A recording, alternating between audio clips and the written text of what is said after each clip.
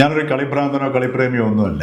പക്ഷേ എങ്കിലും മെസ്സി കളിക്കുമ്പോൾ എത്ര രാത്രിയാണെങ്കിലും ഉറക്കമൊഴിഞ്ഞിരുന്ന് കാണാൻ തോന്നും. അത് കളിയോടുള്ള സ്നേഹത്തെക്കാൾ ഉപരി ആ കളിയുടെ രീതി കാണുമ്പോൾ ഉണ്ടാകുന്ന സൗന്ദര്യം കൊണ്ടാണ്. നമസ്കാരം. ഇന്ന് വേൾഡ് കപ്പ് ഫൈനൽ. ആ ഫൈനലിനെ കുറിച്ച് ഓർക്കുമ്പോൾ ഓർമ്മയിലെത്തുന്നത് മഹാഭാരത യുദ്ധമാണ്. മഹാഭാരത യുദ്ധം തുടങ്ങുന്നതിൻ്റെ തലേ ദിവസം ഒരു രംഗമുണ്ട്. അതായത് അർജുനൻ പാണ്ഡവപക്ഷത്ത് നിന്ന് ദ്രോണരെ കാണാനായി പോകുന്ന ഒരു നിമിഷമാണ്. കാരണം ദ്രോണർ അദ്ദേഹത്തിൻ്റെ ഗുരുവാണ്. പക്ഷെ ദ്രോണർ കൗരവപക്ഷത്താണ്, എതിർചേരിയിലാണ്. എങ്കിലും ദ്രോണരെ ചെന്ന് കാണുന്നു, വണങ്ങുന്നു, ആശംസകൾ തേടുന്നു. ഒപ്പം തന്നെ അർജുനൻ ചോദിക്കുന്നു, ഞാൻ എന്താണ് അങ്ങേക്ക് ഗുരുദക്ഷിണയായി തരേണ്ടത് എന്ന് ചോദിക്കുന്നു. അപ്പോൾ ദ്രോണർ നൽകുന്നൊരു മറുപടിയുണ്ട്. ഒരുപക്ഷെ അത്തരത്തിലൊരു മറുപടി നാം വേറെ എങ്ങും കേട്ടിട്ടുണ്ടാവില്ല. അദ്ദേഹം പറയുന്നു, യുദ്ധഭൂമിയിൽ വെച്ച് നീ എങ്ങനെയാണ് എൻ്റെ നെഞ്ചൻ കൂട് പിളർക്കുന്നത് എന്ന് ഞാൻ നോക്കും. ആ ഓരോ അമ്പിൻ്റെയും കാഠിന്യം മനസ്സിലാക്കിയിട്ട് ആയിരിക്കും ഞാൻ നിശ്ചയപ്പെടുത്തുക, ഞാൻ നിന്നെ പഠിപ്പിച്ച വിദ്യ നീ എത്രമാത്രം സ്വായത്തമാക്കിയിട്ടുണ്ടെന്ന്. അതിൻ്റെ അടിസ്ഥാനത്തിലായിരിക്കും എൻ്റെ അനുഗ്രഹം ഉണ്ടാവുക. അതായിരിക്കണം നിന്റെ ഗുരുദക്ഷിണ.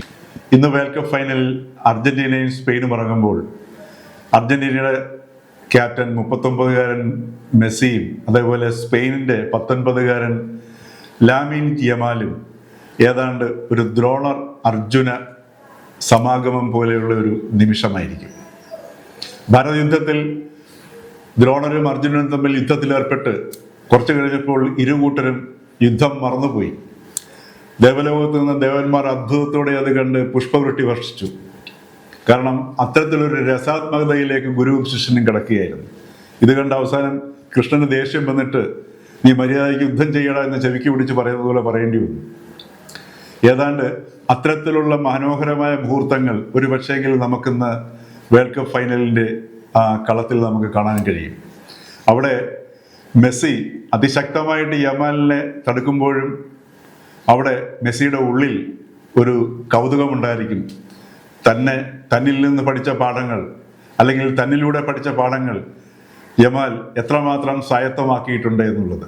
ഒരുപക്ഷെ ദേവലോകത്ത് നിന്ന് പണ്ട് ദേവന്മാർ കണ്ടതുപോലെ ഉള്ള ഒരു നിമിഷമായിരിക്കാം ഇന്ന് നമുക്ക് വേൾഡ് കപ്പ് ഫൈനലിൻ്റെ കളിക്കളത്തിൽ നമുക്ക് കാണാൻ കഴിയുന്നത്. ഞാനൊരു കളിഭ്രാന്തനോ അതല്ലെങ്കിൽ ഒരു കളിപ്രേമിയോ പോലുമല്ല.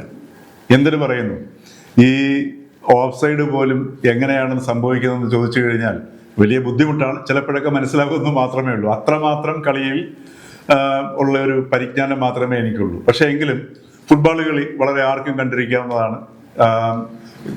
ഗോൾ വലയത്തിൽ ഗോൾ വീണ് കഴിഞ്ഞാൽ ഗോൾ അടിക്കുന്നത് മാത്രം അറിഞ്ഞാൽ മതി. പക്ഷേ എങ്കിലും ഇതിൽ മെസ്സി ഏതെല്ലാം കളികളിൽ കളിക്കുന്നു, അല്ലെങ്കിൽ എംബാപ്പെ ഇതിലൊക്കെ കളിക്കുന്നു എന്ന് കാണുമ്പോൾ തീർച്ചയായിട്ടും ഫുട്ബോൾ കളി കാണാൻ എത്ര രാത്രിയാണെങ്കിലും ഉറക്കമൊഴിഞ്ഞിരിക്കാറുണ്ട്. അതിൽ ആ കഴിഞ്ഞ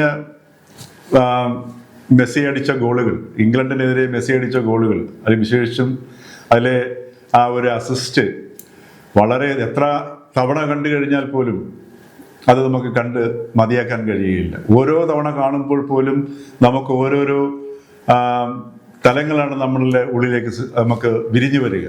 വിശേഷിച്ചും എൻ്റെ താല്പര്യം അതിനകത്ത് ഗോളടിക്കുകയോ അതല്ലെങ്കിൽ ഒരു കളിയുടേതല്ലാത്തത് കാരണം മറ്റ് പല രീതികളിലൂടെയും നമുക്കത് കാണാൻ കഴിയുമെന്നുള്ളതാണ്. അതിന് എണ്ണമില്ലാത്തത്ര ഓരോ സൗന്ദര്യവും അതിൻ്റെ ഓരോ തവണ കാണുമ്പോൾ, ആ റീല് കാണുമ്പോൾ നമ്മളുടെ മുമ്പിൽ വരുന്നുണ്ട്. പ്രാഥമികമായിട്ട് നോക്കിക്കഴിഞ്ഞാൽ എത്ര മനോഹരമായിട്ടാണ് മെസ്സി ഒരു കവിത പോലെ ആ പന്ത് കൊണ്ടുപോയി ആ പന്തിലേക്ക് മാത്രം നോക്കിക്കൊണ്ട് ഒരടിയാണ്. ഗോൾ മുഖത്തേക്കോ ഗോൾ മുഖത്ത് ആരുണ്ടോ എന്ന് നോക്കുന്നതേ ഇല്ല. പക്ഷെ ആ പന്തിലേക്ക് മാത്രം നോക്കിക്കൊണ്ട് ഗോൾ മുഖത്തേക്ക് നോക്കാതെ ഒരടി അടിക്കുന്നു. അത് മാർട്ടിനസിൻ്റെ തലയിൽ തട്ടി, അതല്ലെങ്കിൽ തല കൊടുത്ത് അത് നെറ്റിനുള്ളിലാക്കുന്നു. ഇത് ഒരു മുഹൂർത്തമാണ്, അതൊരു കവിതയാണ്.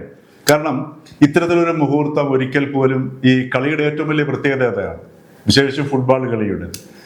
അതായത് ഒരു ഷോട്ട് പോലും അല്ലെങ്കിൽ ഒരു പാസ് പോലും അതല്ലെങ്കിൽ ഒരു പന്ത് കൈമാറ്റമോ അല്ലെങ്കിൽ ഗോളടിയോ പോലും ഒരിക്കൽ പോലും അതേപടി ആവർത്തിക്കില്ല എന്നുള്ളതാണ് കളിയിലെ ഏറ്റവും വലിയ മാസ്മരികത. അതുകൊണ്ട് മാത്രമാണ് നമ്മൾ ഈ കളി കാണാനിരിക്കുന്നത്. അപ്പൊ ഈ പുതിയ മുഹൂർത്തങ്ങളുടെ ഒരു വിരിയുന്ന ഒരു പശ്ചാത്തലമാണ് കളിക്കളം എന്ന് പറയുന്നത്. ആ പുതുമയാണ് കളിയുടെ രസവും രസാത്മകതയും. അപ്പൊ അത്തരത്തിൽ ആ ഒരു പുതുമയുടെ നിമിഷങ്ങൾ എങ്ങനെയാണ് ഒരു പിറവി സംഭവിക്കുന്നത്?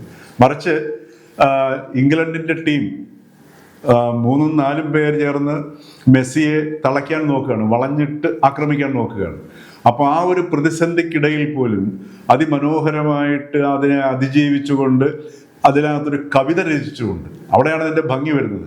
മറ്റുള്ളവർ ചുറ്റും നിന്ന് ആക്രമണോത്സുകമായി ആക്രമിക്കാൻ ശ്രമിക്കുന്ന സമയത്ത് തടയാൻ ശ്രമിക്കുമ്പോൾ അവിടെ മെസ്സി ഒരു കവിത സൃഷ്ടിക്കുന്നത് പോലെ, അവിടെയാണ് സൃഷ്ടി ഒരു സർഗാത്മകമാകുന്നത്. കാര്യം ഒരു പുതുതായിട്ടൊന്ന് സൃഷ്ടിക്കുന്നതിനെയാണ് നമുക്ക് സർഗാത്മകത എന്ന് പറയുന്നത്.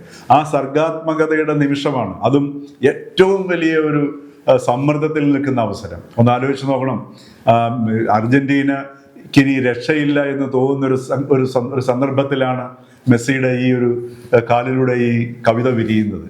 അപ്പോൾ അത്രയും സമ്മർദ്ദത്തിനിടയിൽ നിന്ന് ഇത്രയും ഒരു കവിത രചിക്കണമെന്നുണ്ടെങ്കിൽ ആ പ്രതിഭയുടെ അന്നേരത്തെ ഒരു അവസ്ഥ ആലോചിക്കുമ്പോൾ അവിടെയാണ് അതിൻ്റെ സൗന്ദര്യം മുഴുവൻ വെളിവായി വരുന്നത്.